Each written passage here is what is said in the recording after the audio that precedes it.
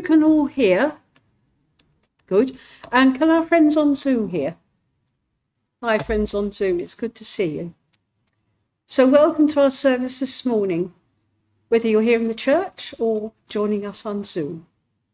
And welcome whoever you are and however you are feeling. Whatever you carry in your heart and bring with you, hopes, cares and concerns, or celebrations, sadness or joys, you are welcome, especially if you're joining us for the first time. However we join in, each one of us is part of our community, contributing by being connected in spirit, and everyone is equally valued. Now, today's service is a flower communion. If you've not brought a flower with you, there is a vase full outside by the front door, and you're very welcome to bring one in so that you can take part in the communion part later. So today's service is a flower communion, originally designed by the Reverend Dr. Norbert Čapek for his Unitarian congregation in Prague way back in 1923. And it's become a popular service in Unitarian churches all over the world. Norbert's wife Maya, also a Unitarian minister, took it to the USA in 1940, and the Reverend Eric Sherville Price brought it to this country in 1965, 65 years ago. And our own dear Richard Lovis introduced it to this congregation some 30 or so years ago. It's a celebration of diversity and acceptance, of giving and receiving. And we'll use some of Norbert Čapek's own words today and be hearing about his life and his legacy. But first, we begin, as is our custom, by lighting our chalice as a symbol of our free religious faith. And Jill will kindly light ours. And if the people on Zoom have a candle, you may like to light it now.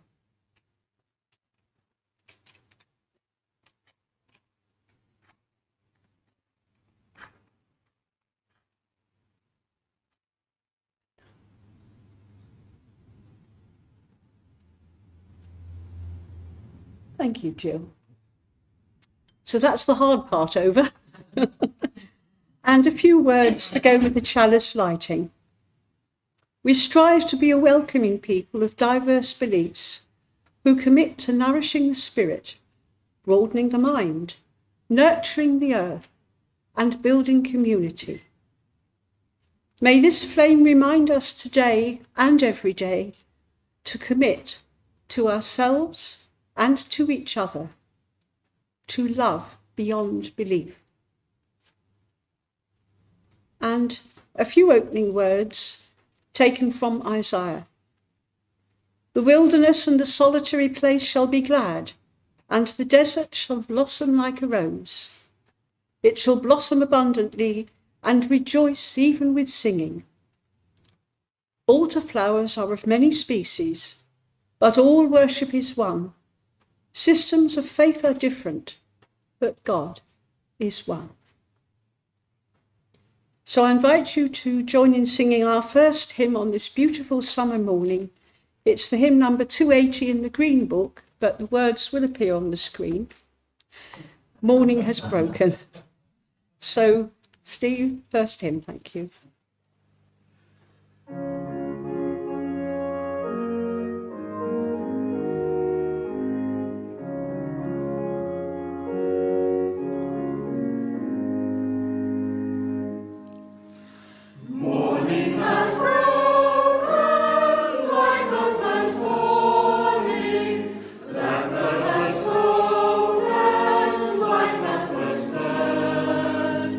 Grace for the sick.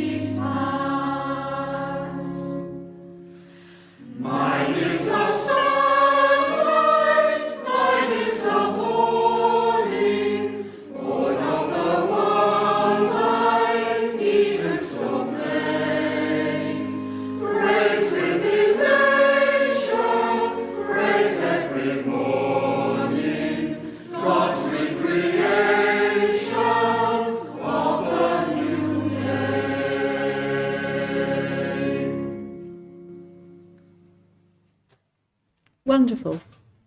And as has become our custom, we include a story at this point, and Jill is going to read a story for us now.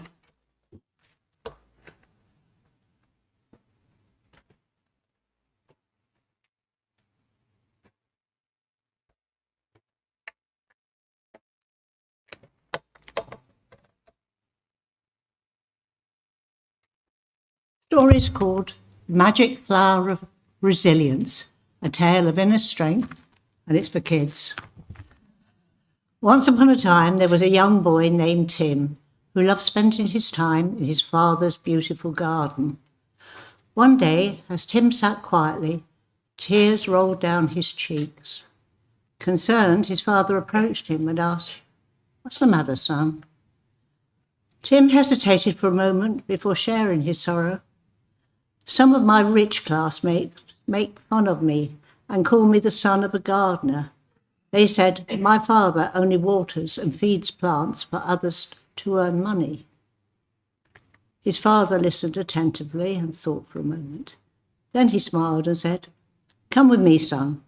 Let's plant some flowers. It might cheer you up." They walked hand in hand to a special spot in the garden where the father pulled out some flower seeds. "Let's conduct an experiment," he suggested. "I will care for one flower and you will care for the other. I will water mine with clean water from the lake and you will water yours with the dirty water from the pond. Let's see what happens in the weeks to come." Excited about the experiment, Tim joined his father in planting the flowers. They watered them diligently and watched with anticipation as the seeds began to grow. After a few weeks, the flowers bloomed beautifully. The father brought Tim back to the garden and asked, "Look at the two flowers and tell me your observation." With wonder in his eyes, Tim replied, "My flower looks better and healthier than yours. How is that possible when your water is cleaner?" His father smiled warmly and explained, "You see, my dear, just like these flowers, life can sometimes be challenging. There may be people who try to put you down, mock your dreams, and say hurtful things. But just like the flower you watered with the dirty water, you can still grow and flourish even in the face of negativity." He continued, "The harsh words from others do not define you. It is their ego and insecurities they are trying to satisfy. Remember, you are a strong and resilient person, capable of overcoming any obstacles that come your way." Tim's eyes sparkled with understanding as he embraced his father's wise words. From that day on, he vowed to let the negativity around him serve as an organic fertilizer for his growth. He would rise above the harsh words and use them as a motivation to become an even better person. And so the little flower in the garden became a symbol of resilience and strength for Tim. It reminded him that he had the power to bloom beautifully no matter what challenge life threw at him. With love and support from his father, Tim learned an important lesson, that he was capable of flourishing even in the midst of negativity. And just like the flower, Tim's spirit soared, standing tall and strong, ready to face whatever came his way with courage and grace.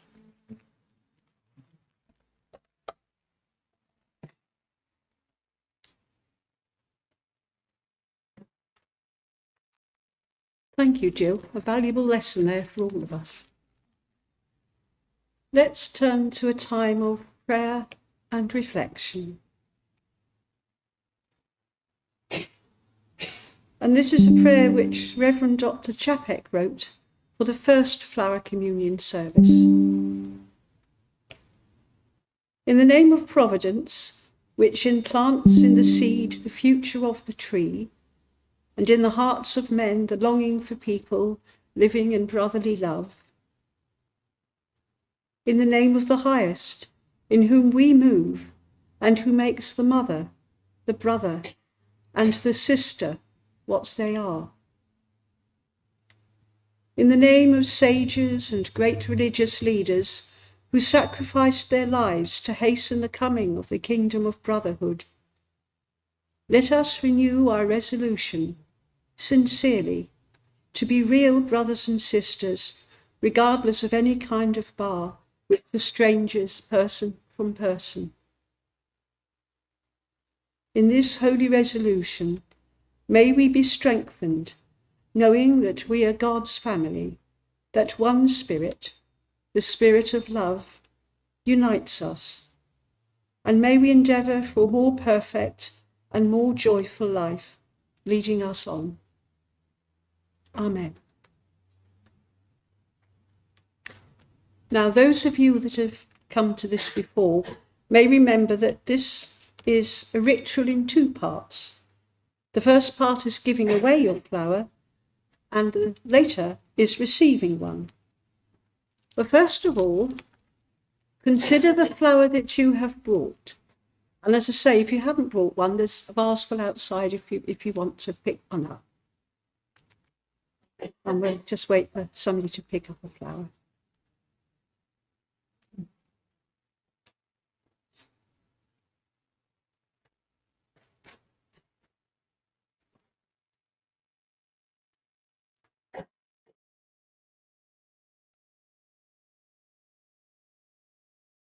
So, firstly, consider the flower that you have brought. Maybe it's one you've grown yourself. Maybe it's a particular favourite. Maybe it's a flower which has special associations for you. A memory of a loved one, perhaps, or some special event. Or maybe it's one that you chose from the vase for inside our door. You could regard this flower as in some way representing yourself. So look at it for a moment. Consider its form, its fragrance, its beauty. Think for a moment what it means to you. Of whom or of what does it remind you? Maybe it reflects your character in some way. Does it grow alone or in the company of others? And for our friends on Zoom, if you have a flower, hold it up so that your fellow Zoomers can see it. And if you wish, share your thoughts in the chat. If you don't have one, maybe you can imagine one and maybe write about that. So I'll give everybody a moment to look at their flower, take it in, and for the folk on Zoom to write anything in the chat if they wish.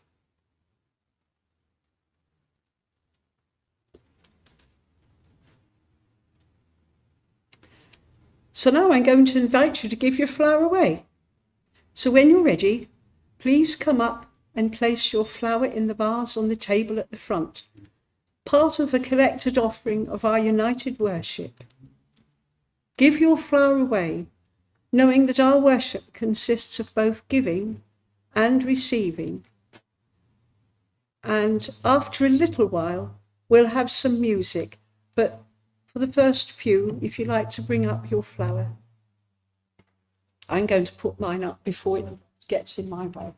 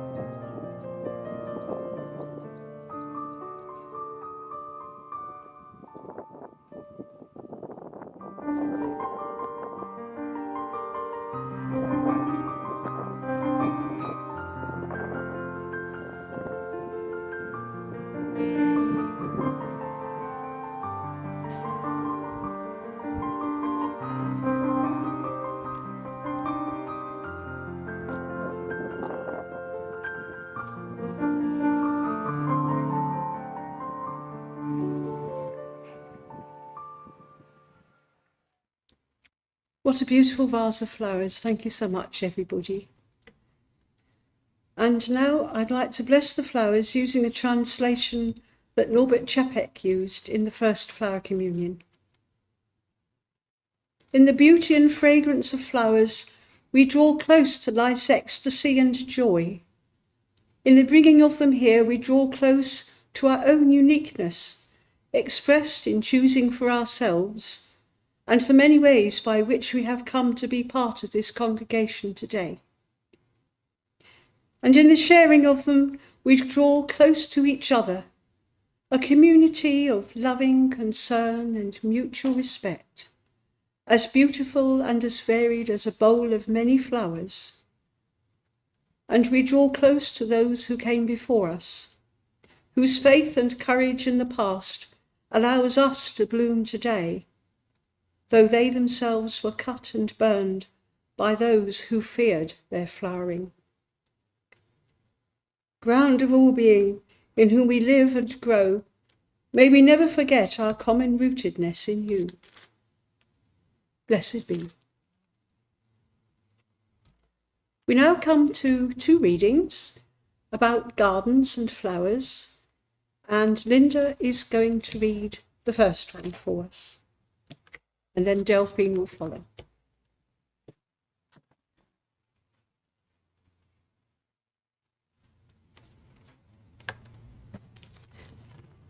Right, this is called This is the Garden by E.E. Cummings. This is the garden. Colours come and go. Frail azures fluttering from night's outer wing. Strong, silent greens serenely lingering. Absolute lights like bars of golden snow. This is the garden. Pursed lips do blow upon cool flutes within wide glooms and sing of harps celestial to the quivering string. invisible faces, hauntingly and slow. This is the garden time shall surely reap, and on death's blade lie many a flower curled.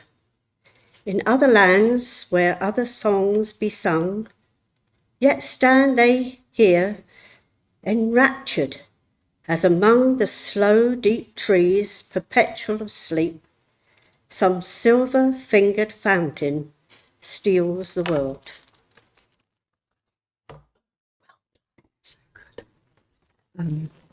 I'm bringing a poem I hadn't met before by Khalil Gibran, a poet that I really love and admire, a Lebanese writer who didn't live in Lebanon for much of his life. He was in America, where they still welcome the poor and the oppressed of the world to come and live there. And he also wrote that very well-known book of poems and inspiration and uplift, The Prophet. But this, I'm happy to say, is gorgeous. The Song of the Flower by Khalil Gibran. should talk too much. I am a kind word uttered and repeated by the voice of nature. I am a star fallen from the blue tent upon the green carpet. I am the daughter of the elements, with whom winter conceived, to whom spring gave birth. I was reared in the lap of summer, and I slept in the bed of autumn. At dawn, I unite with the breeze to announce the coming of light. At eventide, I join the birds in bidding the light farewell. The plains are decorated with my beautiful colours, and the air is scented with my fragrance. As I embrace slumber, the eyes of night watch over me, and as I awaken, I stare at the sun, which is the only eye of the day.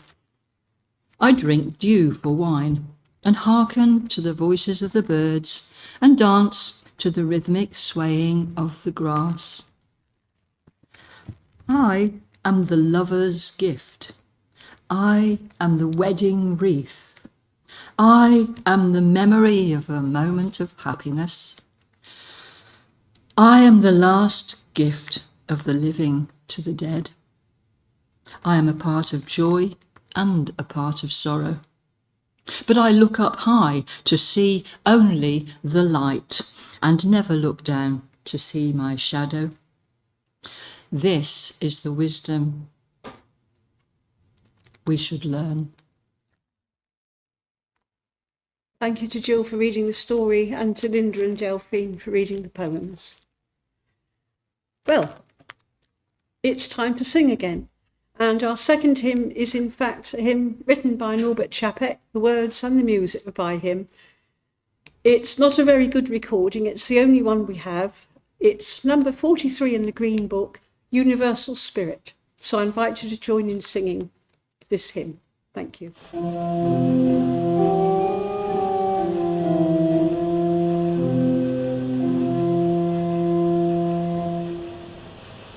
Oh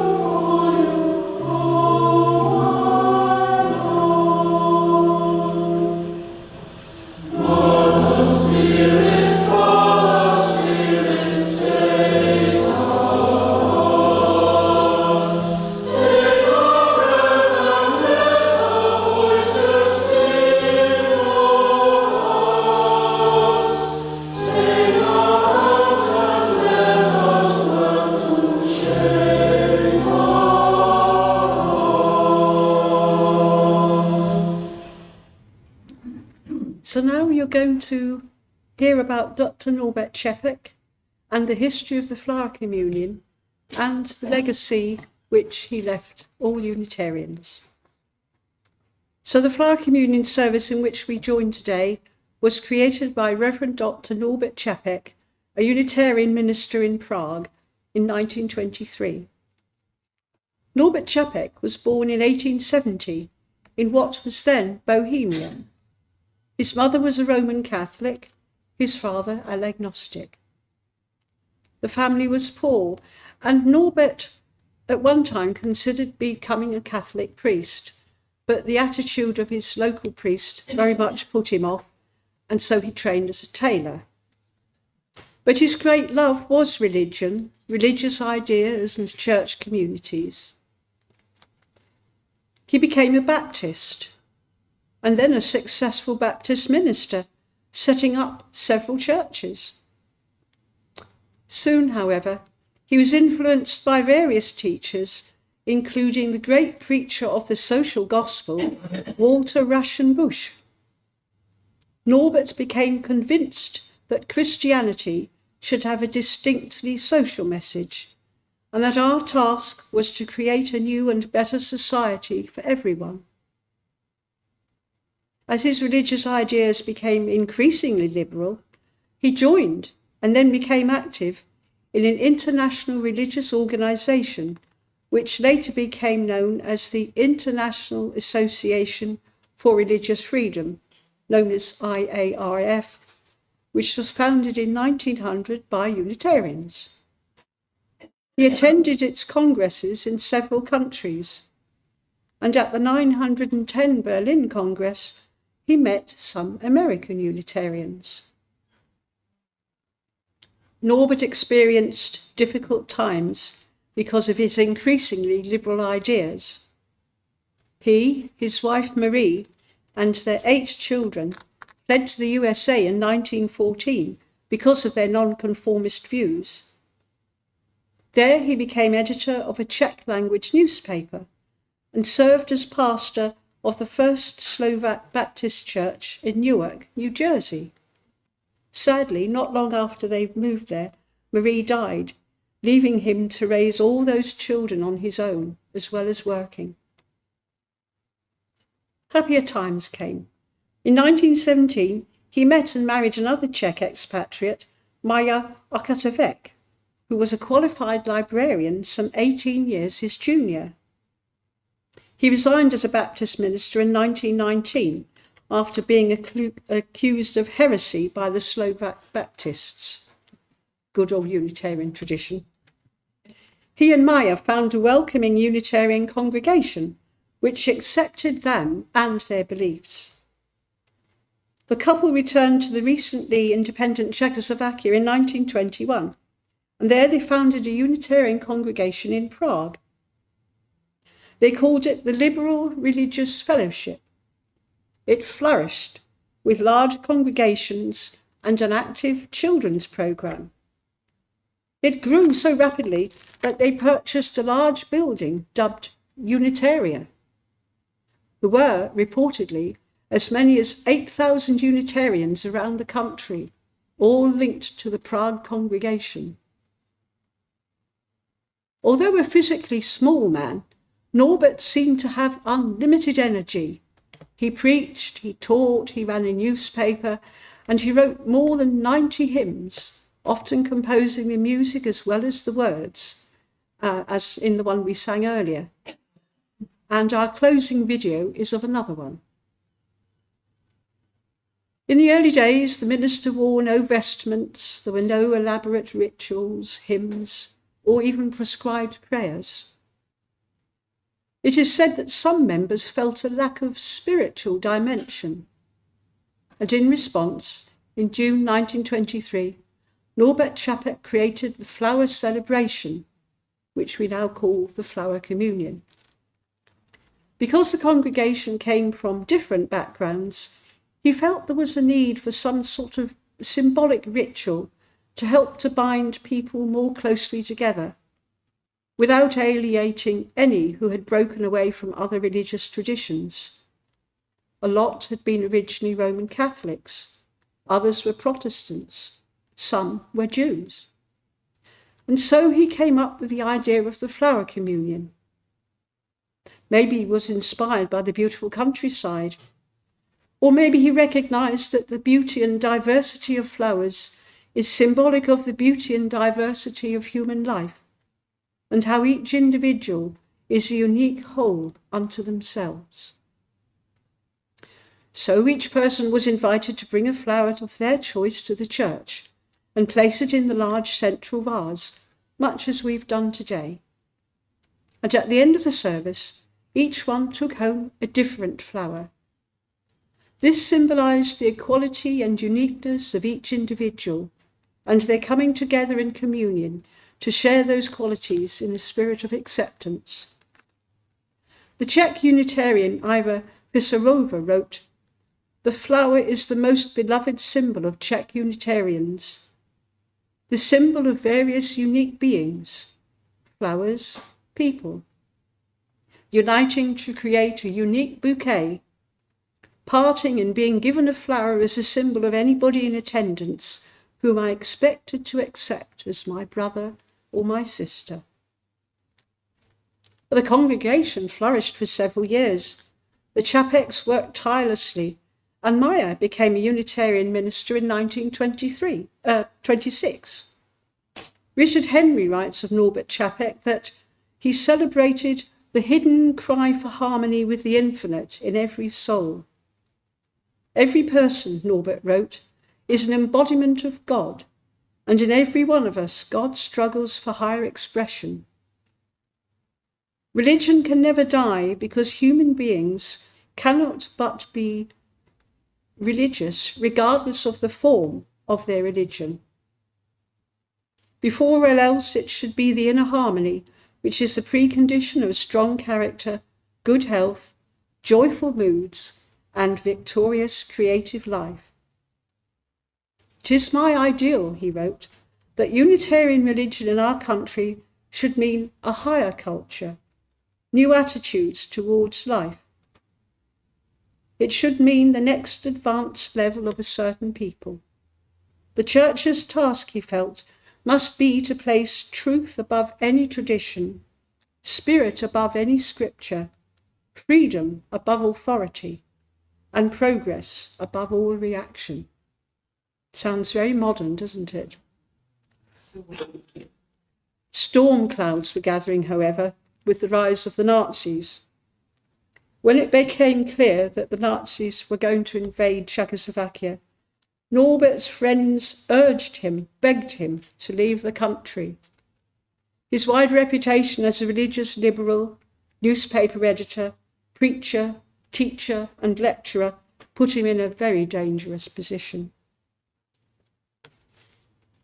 He celebrated his 70th birthday in 1940, and his congregation gave him a radio as a present, and sadly that was to prove his downfall. So Maya prepared to go on a lecture tour to the United States to raise funds for refugees in Europe. She begged to persuade Norbert to go with her, but he refused. He wanted to stay to continue his work, but that became increasingly risky. Maya only left with some of the children at the very last moment. She couldn't return.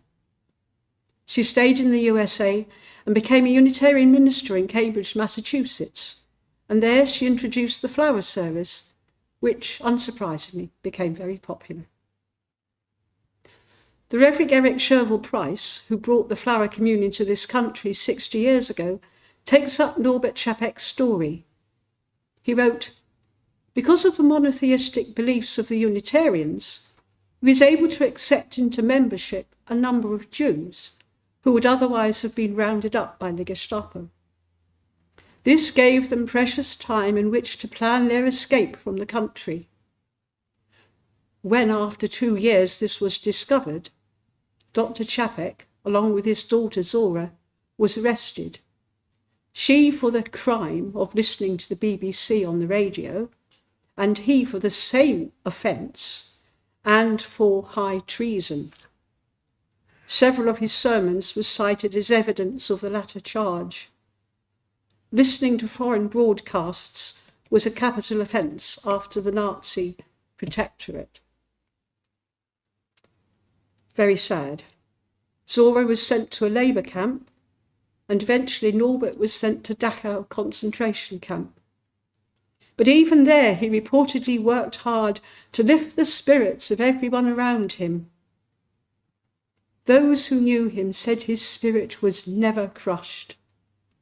A friend wrote of him that he was like a flower himself, blooming among the ashes of hopelessness and despair. Almost a year after his arrest, Norbert Čapek's name appears amongst prisoners sent to Hartheim Castle near Linz in Austria. And on the 12th of October 1942, he died. The official cause of his death was heart failure, but in fact, he died in the gas chambers. Before he died, Norbert Čapek wrote, "It is worthwhile to live and fight courageously for sacred ideals. Even though disappointed 1,000 times or fallen in the fight, and when everything would seem worthless, I have lived amongst eternity. Be grateful, my soul, my life was worth living." What a wonderful human being. Think back to the story of the flower of resilience, which Jill read earlier, with the valuable lessons of resilience and inner strength. Just like the flower that flourished despite being watered with dirty water, we too have the power to overcome challenges and negativity in our lives. When faced with harsh words or discouragement from others, it is essential to remember that our worth and potential are not defined by their opinions. Instead, we should use such experiences as motivation to grow stronger and strive to be the best version of ourselves. By nurturing our resilience and inner strength, we can bloom beautifully, radiating positivity and grace, no matter the circumstances we encounter. One could draw a parallel with the way in which Norbert Čapek lived and died. He had to face infinitely worse things than harsh words or discouragement from others. He did indeed grow stronger and became the very best version of himself. Norbert Čapek truly stood up for what he believed in. He lived at a time when believing in and practicing freedom of thought and religion was considered dangerous and a threat to others. It still is in some places and in some situations, even today. We must all be vigilant in protecting these hard-won freedoms for ourselves and for future generations. When news of Norbert's death reached the United States, the American Unitarian Association president, Frederick May Elliott, wrote, "Another name is added to the list of heroic Unitarian martyrs, by whose death our freedom has been bought. Ours is now the responsibility to see to it that we stand fast in the liberty so gloriously won." And as I mentioned earlier, in 1965, the Reverend Price brought a version of the Flower Communion service and the story of Norbert Čapek to Britain. And then, since then, many congregations, including ours here in Plymouth, hold this service annually. We do so partly for its own intrinsic beauty, partly as a symbolic expression of giving and receiving in our worship together as a congregation, and also as a fitting memorial to Norbert Čapek, who created this service in happier times. So on the day on which we celebrate the beauty of our world in flowers, let us rejoice in all we give and receive from our freedom to worship together as our hearts and minds prompt us. As Teresa and David Schwartz wrote, this flower ceremony, lovely though it is, isn't a diversion from ugly reality, but a gentle fierceness which proclaims that in the midst of sinister days, there is always the light of beauty. They continued, we are not here to recall something that happened, but to remember something that is happening. To remember, to put it back together again. And in that remembering, may we put ourselves back together again, each as a part of the body of this community, out of many, one. So the Flower Communion service reminds us that each one of us is uniquely precious, with our own contribution to make, like the flower each of us brings to the whole vaseful. Just as the loss of one flower diminishes the whole, so the absence of one person diminishes the congregation. We need to value every life as being precious and worth living. If we can value each flower in a bouquet, how much more should we value each person in our community or family? Let us work hard to open our minds and hearts to the beauty in ourselves and each other. And as Kate put it, accept our differences and foibles.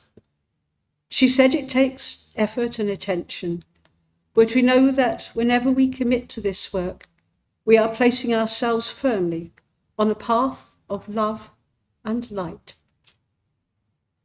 Norbert Čapek made his contribution and lived his life true to his values, keeping a light shining even in the most difficult of circumstances. Today, with gratitude and in his honour, may we affirm our intention to do the same. Thank you for listening.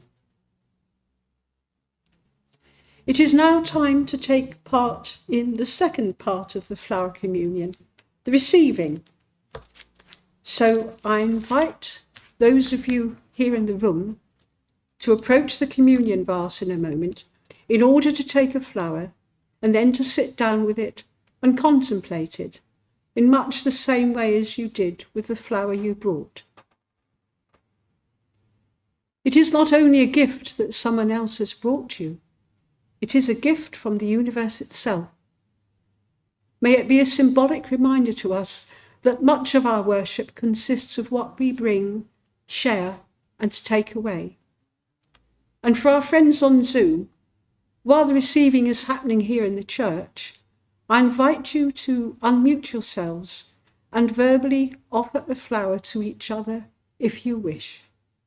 So please come one by one and pick a flower, not the one you brought, a different one.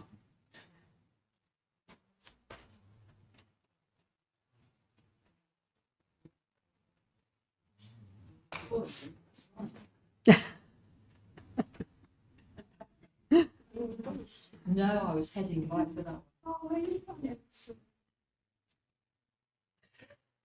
Unbelievable.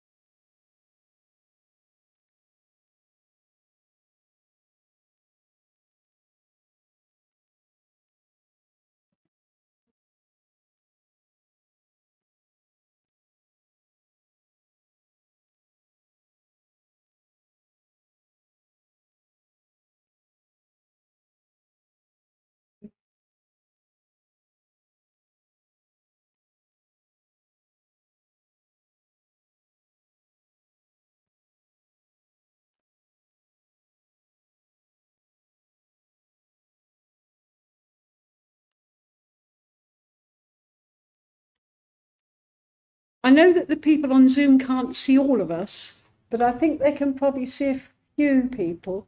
I know they can see Jill. So if you like to hold your flowers up, everybody. And people on Zoom, I hope you're able to take part in some way.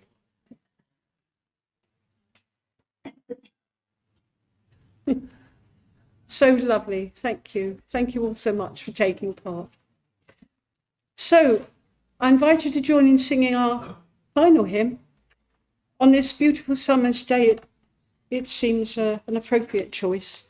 It's the hymn number 268 in the Green Book, but the words will appear on the screen. It's The Moods of Summer, number 268.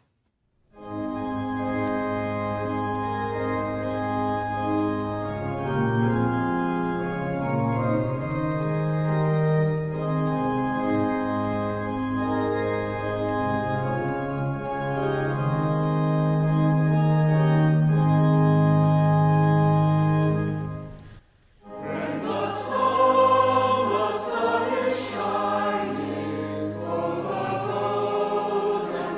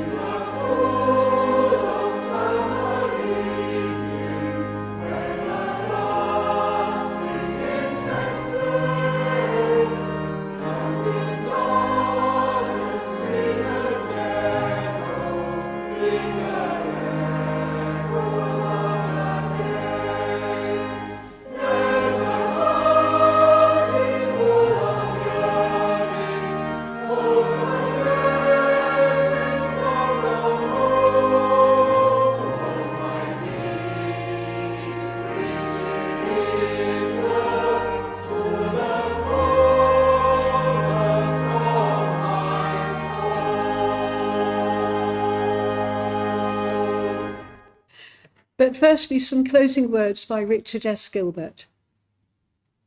May the blessing of the flowers be upon you. May their beauty beckon to you each morning, and their loveliness lure you each day, and their tenderness caress you each night. May their delicate petals make you gentle, and their eyes make you aware. May their stems make you sturdy, and their reaching make you care. May it be so, and may you go well into the beautiful week ahead. Amen.